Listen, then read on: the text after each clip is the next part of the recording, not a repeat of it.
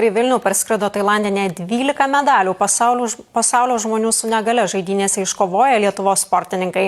Aukso medalius pelnė lengvaatlečiai Ramūnas Verbavičius, Donatas Dunzys, Bela Morkus, Ramūnas Rojus ir Igoris Markovas. 2 sidabro medalius iškovojo Kęstutis Skučas, po 1 pelnė Eugenijus Vaičaitis, Deividas Podobajevas ir šaulė Raimeda Bučinskytė. Bronzos medalius iškovojo Vaičaitis ir Artūras Plodinovas. Skučas sako, kad žaidynės buvo sėkmingos, nors vyko ir kuklesnė delegacija nei prieš 2 metus. Ilgas kelias iš Tailando grįžti į Lietuvą, bet nuotaikos tikrai pačios geriausios, tikrai su smagia nuotaika grįžtam.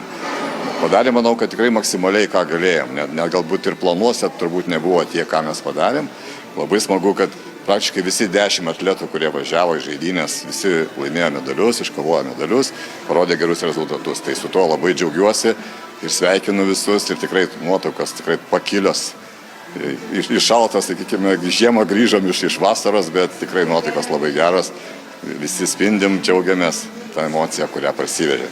Ir visai Lietuvai padovanojam turbūt tikrai tą tokį kaip ir tą džiaugsmą mūsų išreiškėme. Emocijos ir pačios geriausias, nes iškovojant aukso medalį yra skambamas Lietuvos himnas.